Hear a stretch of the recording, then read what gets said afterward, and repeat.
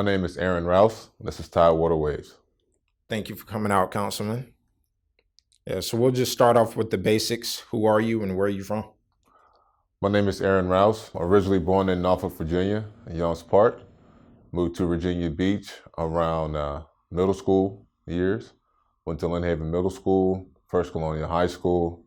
I am the middle child of 4, older twin sisters, and baby brother, raised in a single-parent household.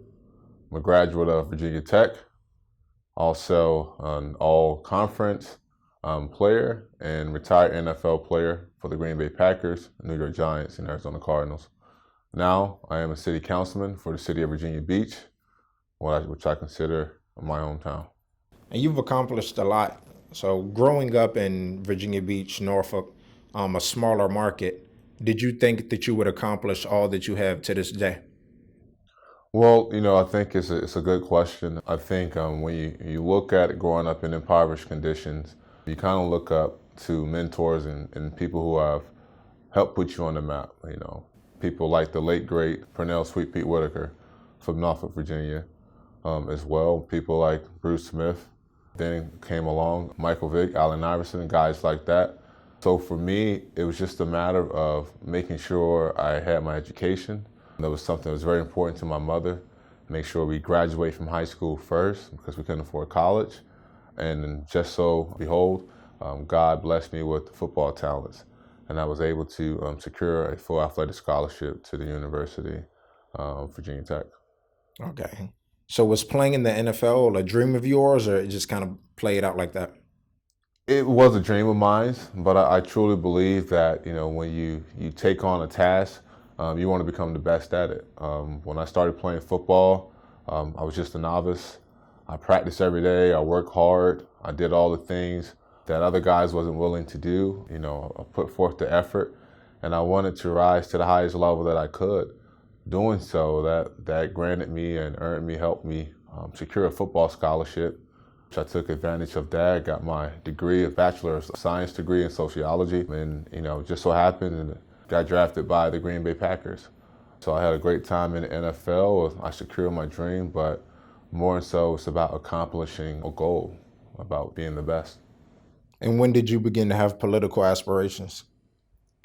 My political aspirations didn't come to me until I retired from the NFL, and I was asked to go to an event in Richmond in the General Assembly with my godfather, and he always taught me to keep an open mind. The importance of networking, the importance of making friends. And he would always say a lot of times, it's not what you know, it's who you know.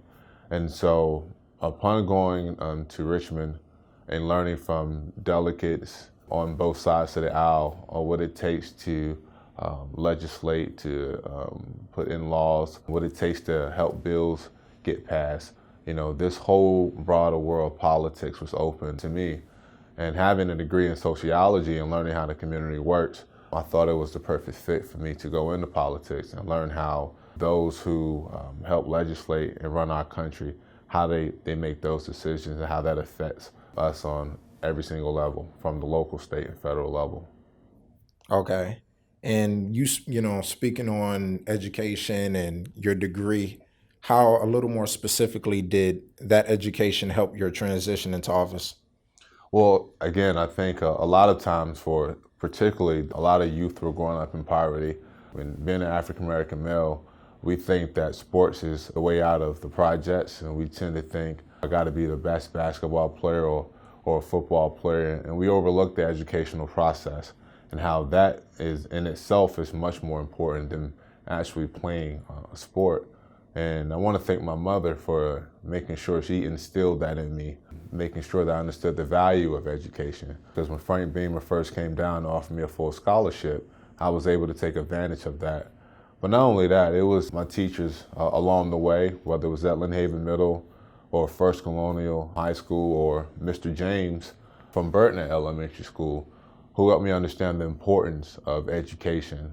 And so I was well prepared going into college. I was well prepared to earn my degree in Bachelor of Science in Sociology, and that in itself has helped me and prepared me tremendously for the world of politics. There's a lot of reading that's going on. There's a a lot of understanding of cultures, diversity, inclusion, statistics. There's so much that's going on in the world of politics that I think correlates to the world of sociology, that it helps me fit right in. But not only that, not to belittle the sports side, because playing on the team has taught me a lot more as well. It taught me the importance of leadership. It taught me the importance of working with those who I don't necessarily agree with, who have different opinions. But it taught me that we're all on the same team. And in order to win or to be a part of a championship team, we have to work together. And that's something that I want to bring, and I bring to our city of Virginia Beach and to the world of politics. Okay. And as you're, currently speaking on civic engagement is a very important part of being a leader in the community. So what are some ways you plan to continue that outreach? Well, I'm excited because this week we have our second annual Back to School Carnival Drive in Virginia Beach. And this is a drive where we really, really hone in on the importance of education. And we allow our community leaders and those business leaders in our community to come together and really show the community that we are all in. But not only do we do that by supporting the kids through book bags and free supplies, but we also are going to support our teachers. I think they don't get enough support. And again, I would not be who I am today if it wasn't for their hard work and their dedication and commitment to making sure that I'm able to live out my dream. So this is the way that we give back to the community. On the other side, civic engagement for our youth and those high school students who are transitioning college or they're transitioning to entrepreneurship and learning skills, specific skills and trade skills and things like that. It is extremely important that they get involved in their civic duty, because a lot of legislation that goes on today happens with the input of the community. And if you're not there to voice your opinion, someone else will voice theirs and put their interests before yours. So it's a motto that I live by is that our youth are our future, and we should always invest in them. And so I want our youth to invest in the civic duty and shape the future that they want to see and want to live in. So that's why it's important. That is a very important piece that not a lot of our youth just really grasp the concept of. So what are some ways that they can really get involved in the community and just politics at an early age? Well, I think, they hone in on their messages. We understand the youth are so great at using technology these days. They're great at creating these Facebook groups and these events on social media to go to, a movie or to go to the beach or go to a party. Start doing that for specific issues that are important to you: livable wages, safer communities, cleaner streets, renewable energy. So these are some of the ways that they can use technology, things that they are growing up with right now, to come together, to pull in their numbers in their groups and be more specific in their messaging and get involved and to ensure and promote change within their communities. Okay. And you're very active on social media. That's a part of bridging gaps, speaking of the older generation, and the younger generation with technology and all of that. In what ways can we close these generational gaps and better understand one another?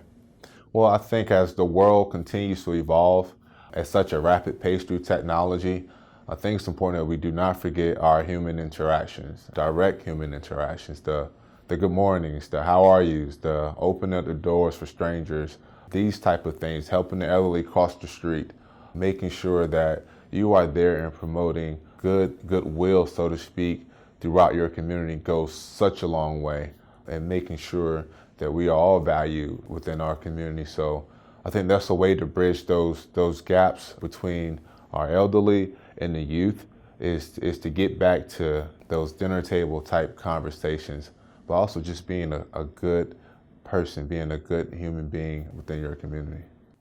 And Pharrell just brought his Something in the Water Festival here. That was huge for the region, not only the city of Virginia Beach, but the Tidewater area as a whole. So how important was that? And you were also a big supporter. So how do you feel about the outcome and projection for the future? Well, first off, I'd like to thank Mr. Williams, Pharrell, for having this idea and bringing it to Virginia Beach. I think it's important to note that, he didn't have this idea for any other place in the world. It was specifically thought of for Virginia Beach. It was for the residents of Virginia Beach. It was for, the state of Virginia to show that there is something in the water and that we do put out great talent all over the world, from actors and actresses to athletes to political figures as well. There's such value here within Virginia Beach and the state of Virginia that we have to notice that and take advantage of that. So it was great to have that event here in the city of Virginia Beach, but we're looking to build upon that. There's a great positive influence and atmosphere that came out of that we want to keep it going and keep going. And it showcased not only to our region that we should work together, but to the world that Virginia Beach and the state of Virginia is open for business, and that we are one community that's open to diversity and inclusion. And I do want to speak on a quote and just a statement that Virginia has adapted recently. We are open for business. Why is that statement so important to the city of Virginia Beach and the Tidewater area? It's so important for the city of Virginia Beach because the city of Virginia Beach needs to be a leader. We are the largest populated city in the state of Virginia. We are surrounded by our other 6 sister cities, creating 7 forests and Hampton Roads, and we need to start to work together regionally. In order to do this, to make sure our future is economically safe, but not only that, culturally safe. What we understand today in today's economics is that there are super regions and regions that are out there who are coming together to go after federal and state funds to ensure that their region is continuously put first. Hampton Roads, we need to do that. Virginia Beach, we need to be a leader within our region. We need to come together for the entire Hampton Roads or coastal Virginia, whatever name you use, because we all live here. We are all part of one big team. And if we come together, I believe Hampton Roads and coastal Virginia can be the number 1 region in our nation. Definitely. And with the acceptance of technology, technology is a big part of growing an area or just, a city. So with technology growing at accelerated rates, what are some new types of tech that you're excited about? Well, I'm excited about our biomedical park that's coming here in Princess Anne, part of our city. Not only that, we have 3 internet transatlantic cables that will come here and land here in the city of Virginia Beach, intensively grow our cybersecurity industry here. Not only that, but connecting our region to a higher level of internet throughout our region, in which we all can utilize and take advantage of economically. I'm excited about that, but I'm also excited about the other interests that these cables have brought to our region, far as from larger companies, whether that's Amazon or Google or higher tech companies or startup companies who want to make sure Virginia Beach and Hampton Roads are their headquarters because of these cables that are landing in that's bringing us first-rate internet speeds. Okay. And with all of this going on in the area, what is the best piece of advice? And you can speak on this generally, or like I said, what's going on in the area that you can give to the younger community in Virginia Beach and Tidewater? The best piece of advice I can give the youth going forward is to believe in yourself, believe in your community, treat everyone with respect and dignity, and it'll come back around.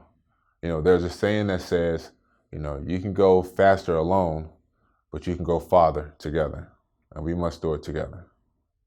And ending off, I do want to let the people in a little on you. So what are a few things that people may not know about you that you would want them to know? If you follow my Instagram account, I think you pretty much can see that I love to work out, I love to run, I'm a huge cycler. I ride my bike around town quite a lot, as well as I love freshwater fishing. I'm not too keen on going out there in deep sea fishing. I like to stay within the brackish local freshwater areas, and I love to read. So if you have a good book or a recommendation, shoot me a tweet or shoot me a DM on Instagram, but just let me know. All right. Thank you for coming out, Councilman Rouse. And we look forward to your back to school drive this weekend, and thank you. Thank you for having me.